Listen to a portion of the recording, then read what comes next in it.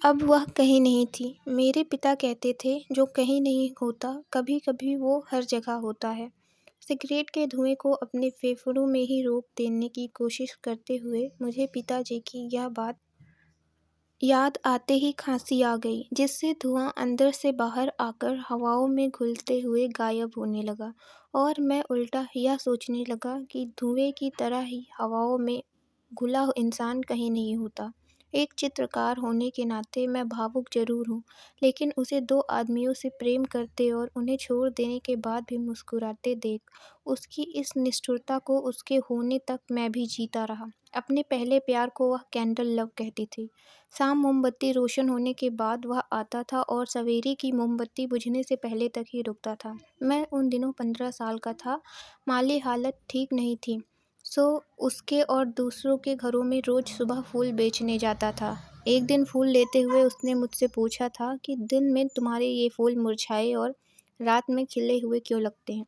मेरे पास कोई जवाब नहीं था। हालांकि अपने कैंडल लव को विदा करते वक्त अनगिनत बार फूलों का मुरझाया मुझे उसके चेहरे पर दिखाई देता था। महीने बीतते रहे। एक दिन मैंने उसे उसके कैंडल लव के मुंह पर पूरी ताकत से एक मोमबत्ती मारते हुए देखा। उस दिन समझ में आ गया कि कुछ मोमबत्तियां ऐसी भी होती हैं जो मुंह तोड़ जवाब देने में खुद तो टूट जाती हैं, लेकिन पिघलती नहीं। मेरे अंदर के चित्रकार को जन्म देने वाली भी यह मोमबत्ती थी। उस दिन जिंदगी का सबसे पहला स्केच बना था। सफ़ेद मोम से बनी टूटी हुई रंगहीन मोमबत्ती। रंगीन फूल बेचने वाला मैं रंगहीन स्केच बनाने लगा।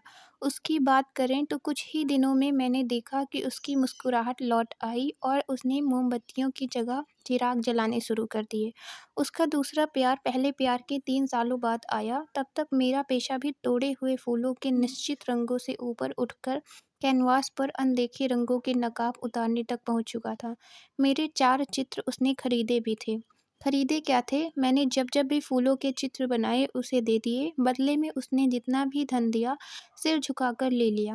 वह शादी के लिए दौड़ लगाने को नासमझी समझती थी, लेकिन उसका दूसरा प्यार एक धावक ही था।